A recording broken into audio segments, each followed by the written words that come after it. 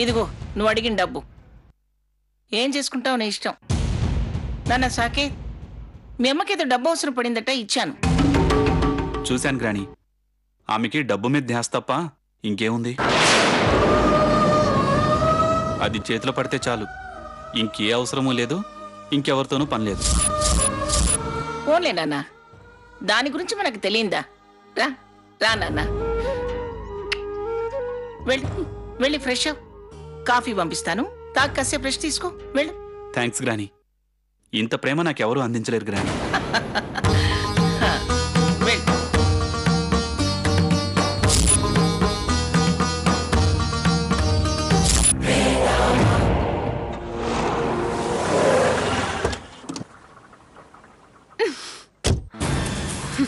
రేపటి నుంచి కార్ తీసుకురావాల్సిన అవసరం లేదు. ఏమన్నారండమ్మా? రేపటి నుంచి కార్ తేవద్దు అంటున్నాను. ఆ మాట పెద్దమ్మగారు చెప్పాలండమ్మా.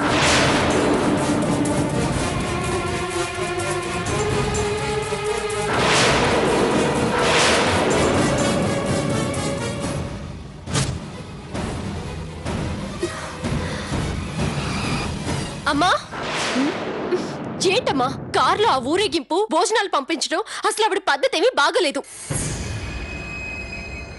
అదేంటక్క, ఏసీ కార్ బాలేదంటావు?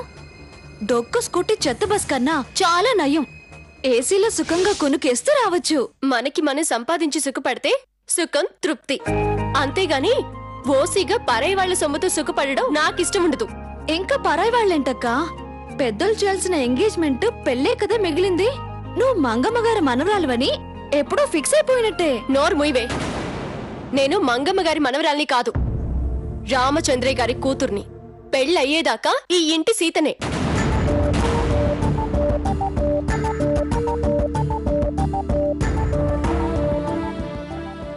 హలో, సీతేనా మాట్లాడేది? నేను సీతనే. మీరెవరు? నేనమ్మా సీత, అమ్మమ్మని. ఏమిటంత చిరాగ్గా ఉన్నావు?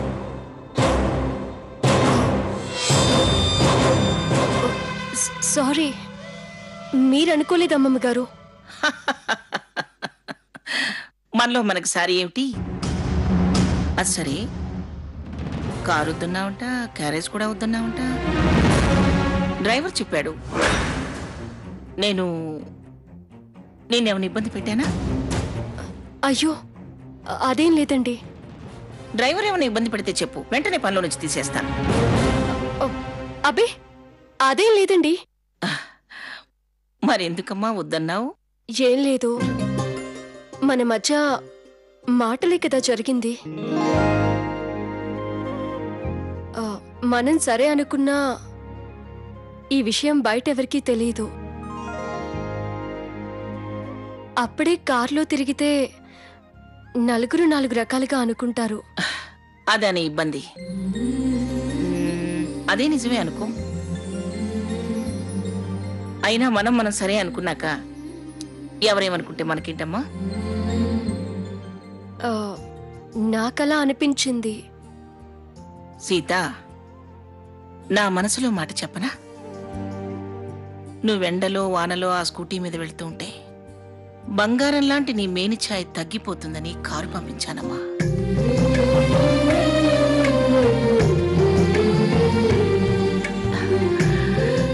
నువ్వు పెళ్లి పందిట్లో మిలమిలా మెరిసిపోతుంటే వచ్చిన వాళ్ళంతా మంగమ్మ మనవరాలు పుత్తడి బొమ్మని మెచ్చుకోవాలని ఆరాటమమ్మా.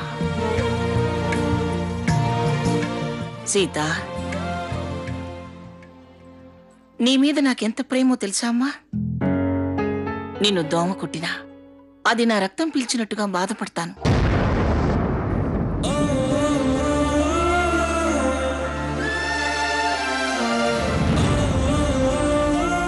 వింటున్నావమ్మా? 25 ఏళ్ల క్రితం నా కాళ్ళు పడిపోయాయి తల్లి. బయట తిరగలేనావిటి దాన్ని. నా మనవరాలిగా నువ్వు దర్జాగా కారులో తిరుగుతుంటే నేనే తిరుగుతున్నంత సంబరపడిపోతానమ్మా.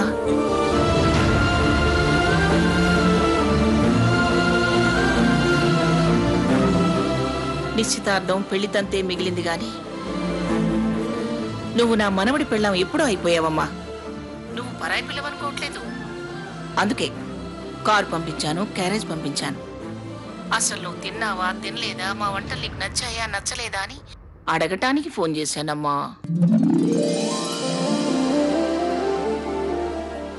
ఈ ముసల్దాన్ని మనసు అర్థం చేసుకోమ్మా. మీరు అంతగా చెప్పాలా అమ్మమ్మ గారు? మీ ఇష్ట ప్రకారమే చేయండి. చాలా సంతోషం అమ్మా. ఉంటాను. మంగమ్మ గారు ఏమంటున్నారే? ఆవిడ మామూలు మనిషి కాదు. ఎంత తెలివైంది! తన మాటలతోనే మన నోర్లు మూయించేస్తుంది. ఇప్పుడు అర్థమైందన్నమాట. ఆవిడ అనుభవం ముందు మనమెంత. చాలా మంచిదే ఆవిడ. అవునే, తాంబూలాలు పలానా రోజని ఏమన్నా చెప్పారా? ఆ మాటలన్నీ మీతోనే మాట్లాడతానని చెప్పారు. అక్క, ఎంగేజ్మెంట్ కి నగలేమైనా చేయించిందంట? నీదెప్పుడు చీరలు నగలగోలే.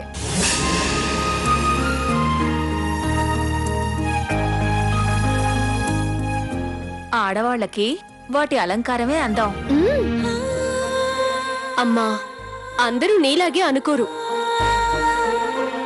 ఆడవాళ్ళకి మనసును మించిన అలంకరణ వేరే ఏదీ లేదని నా అభిప్రాయం.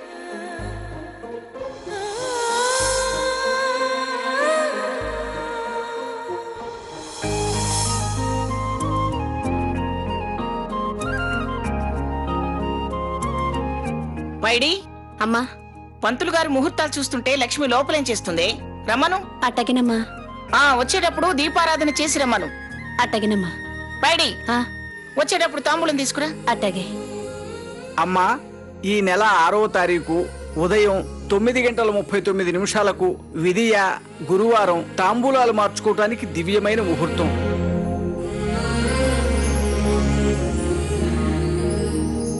ఆ రోజే నిశ్చితార్థం కూడా చేయొచ్చు. ఇకపోతే వచ్చే శ్రావణంలో 18వ తారీఖు దశమి సోమవారం రాత్రి 8:45 శ్రావణ నక్షత్రం కుంభలగ్నం వివాహానికి దివ్యంగా ఉంది.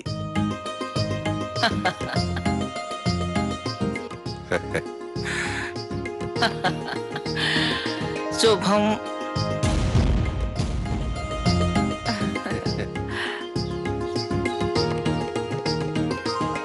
పైడి, తాంబూలాలు తీసుకురా.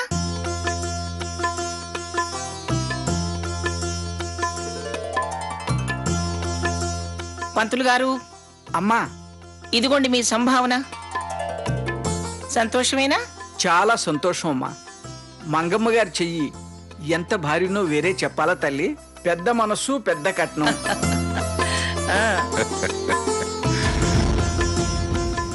పంతులు గారు, కార్యక్రమానికి సంబంధించినవన్నీ మీరే ఏర్పాటు చేయాలి. అన్నీ దగ్గరుండి మీరే నడిపించాలి. అంతకన్నానా అమ్మగారు? మరి నాకు సెలవు ఇప్పిస్తారా? నమస్కారం. పైడి, అమ్మా, పలహారాలన్నీ తీసుకొచ్చి ఇక్కడ పెట్టు. అట్టగినమ్మా.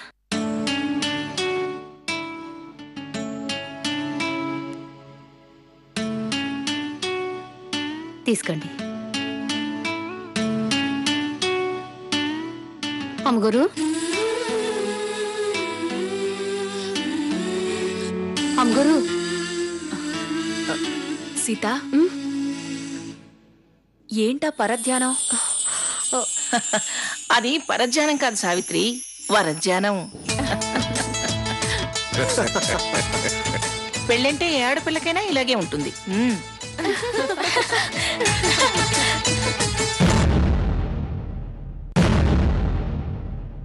సీత, ఇల్లు చూస్తావా? రా సీత.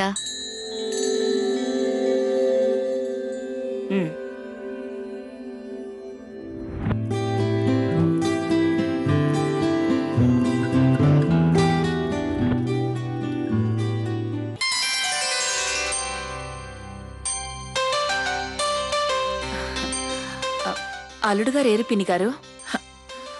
కన్నయ్యకి తలనొప్పిగా ఉంది, గదిలో పడుకున్నాడు. వచ్చిన దగ్గర నుంచి నీ కళ్ళు ఎవరి కోసం వెతుకుతున్నాయో నాకు తెలుసు. అదిగో అదే సాకేత్ గది. వెళ్ళు.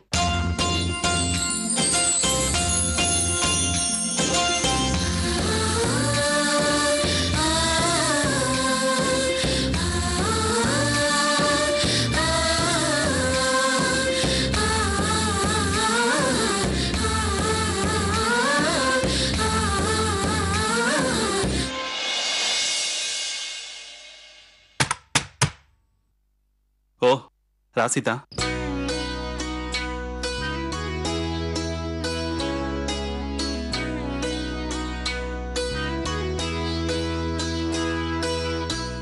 మేము వచ్చి చాలాసేపు అయింది. చాలా మంది వచ్చుంటారే. మరి మీరెందుకు రాలేదు? తలనొప్పని తప్పించుకున్నాను. ఇద్దరైతే కంపెనీ, ఎక్కువైతే క్రౌడ్. జనం నలుగురు ఓ చోట చేరితే నాకు చాలా చిరాగ్గా ఉంటుంది. వాళ్ళ మధ్య నాకు ఉండబుద్ధి కాదు. ఏంటో ఒక్క గ్రాణితో తప్ప ఎవరితోనూ నేను మూవ్ కాలేను. మీరు బిజినెస్ మ్యాన్ కదా, పబ్లిక్ రిలేషన్స్ అవసరం. అక్కడ వ్యాపారం, దానికి తోడు అధికారం. ఎంతమంది ఉన్నా ప్రాబ్లం రాదు. అదంతా మనసుకు సంబంధించింది కాదు కదా సీత.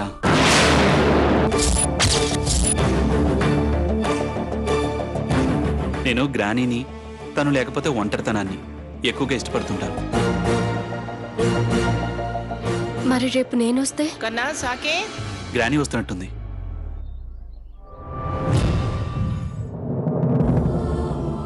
ఎలా ఉందయ్యా తలనొప్పి? తగ్గిందా? డాక్టర్ని పిలిపించినా లేకపోతే మనమే డాక్టర్ దగ్గరికి వెళదామా? ఏమిటోరా, రా ఇలా రా, కూర్చో కూర్చో. ఏమిటోరా, అక్కడ ముహూర్తాల కోసం కూర్చున్నాను గాని నా ప్రాణమంతా నీ మీదే ఉందిరా.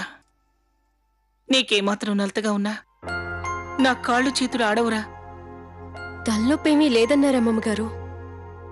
వాడు అలాగే అంటాడమ్మా. ఓపిక ఎక్కువ వాడికి, ప్రతిదానికి మొహోటం. ఒట్టి పిచ్చి సన్నాసి. ఈ చేతులతో పెంచానమ్మా వీడిని. నాకు బాగా తెలుసు వీడి గురించి. చూడు, కళ్ళు పీక్కుపోయాయి, ముఖం వాడిపోయింది. వాళ్ళు లేదంటే సరిపోతుందా ఏమిటి? తలనొప్పి లేదంటే నువ్వు కూడా అలాగే నిలబడి చూస్తావా? చూడు, ఆ షెల్ఫ్ లో తలనొప్పి మందుంది, తీసుకురా.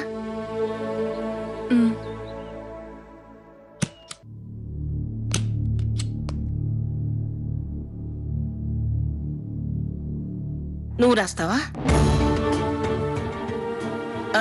వద్దులేమ్మా, ఎక్కువైందంటే వాడి కళ్ళు మండుతాయి. సీత, వీడు మరీ సుకుమారం అమ్మా. ఎలా వేగుతావో ఏమో. సాకేత్, కాస్త ఓపిక చేసుకుని వస్తావా? ఎందుకు గ్రానీ? మనం పెళ్లి కూతురికి నగలు చేయించాం, వాళ్ళకి చూపించాలనుకుంటున్నావురా. నువ్వు ఉంటే బాగుంటుందని. అదంతా నువ్వు చూసుకో గ్రానీ. వాటి గురించి నాకేం తెలుసు చెప్పు. లేడీస్ మ్యాటర్ కదా, నాకేం తెలుసని. అత్తయ్య గారు, నగలన్నీ కింద పెట్టాను. కింద పెట్టాను అని చెప్పకపోతే తీసి చూపించచ్చు కదా.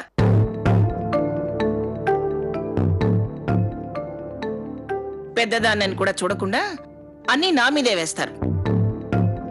ఎవరు వాడి గురించి పట్టించుకోరు. వాడికి నేను తప్ప ఎవరేం చేసినా నచ్చదు. అమ్మా సీత, ఇక నుంచి నువ్వే వాడి మనసు తెలుసుకుని నడుచుకోవాలి. ఎంతకాలం అని అన్ని బాధ్యతల్ని మోయగలను? పదమ్మా సీత, నగలు చూపిస్తాను, పద.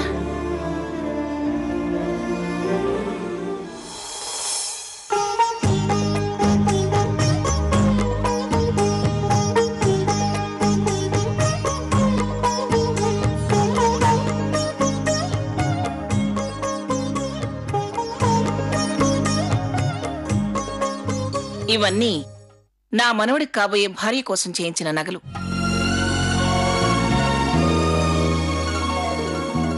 అసలు మా ఇంట్లో ఆడపిల్ల పుట్టింది అంటే బారసాల నుంచే నగలు చేయిస్తాం.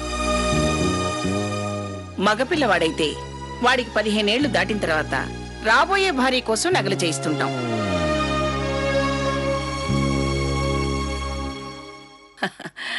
నా కోడలికి కూడా అలాగే చేయించాను. సీత, ఇది బాగుందా?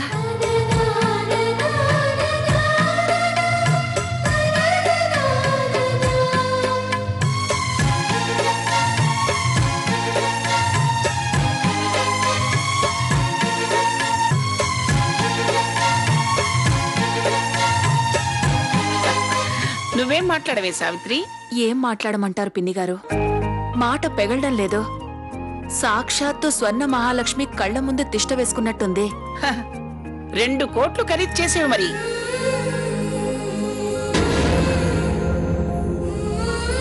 హ, ఇందులో ఈ వజ్రాల గాజులు చూసారా? ఇవి 25 తులాలకి తగ్గవు. నా పెళ్లిలో మా నాన్నగారు నాకు కొనిచ్చారు. నా మనవరాలికి ఇద్దామని ఎవ్వరికీ ఇవ్వలేదు. సీత, సైజ్ సరిపోతుందేమో చూడు. నాది అక్కది ఒకటే సైజు.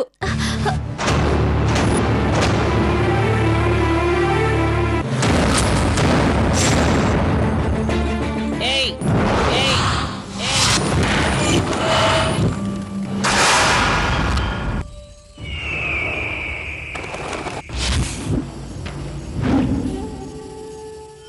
ఇవ్వు.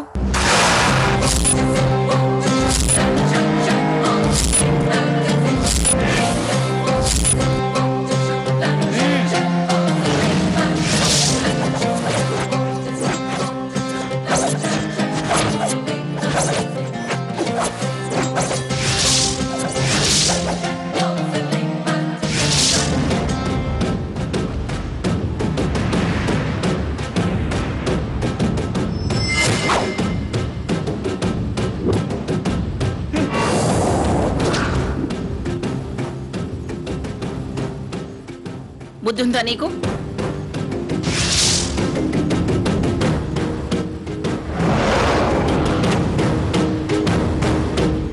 ఏది పడితే అది తీసుకోవడమేనా?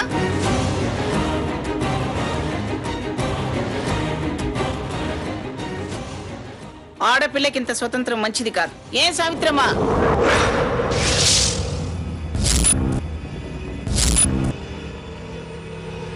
నీ రెండో అమ్మాయి పద్ధతి నాకేం నచ్చలేదు.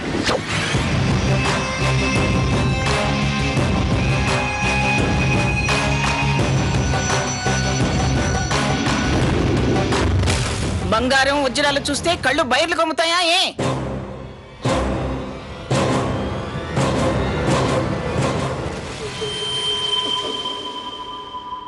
బుద్ధి గాడి తప్పుతుందా? ఏదైనా చేసేటప్పుడు ఒక్క మాట అడగక్కర్లేదా?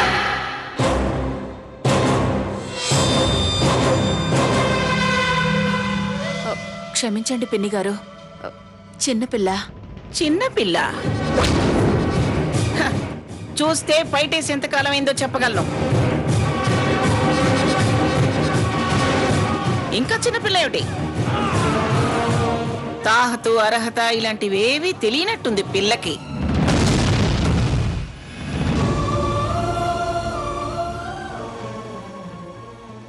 ఈ గాజులు వేసుకునే అర్హత సీతకి మాత్రమే, సీతకి మాత్రమే, సీతకి మాత్రమే. అది నేనిచ్చింది. ఎవరు పడితే వాళ్ళు దూరిపోతే నాకు నచ్చదు.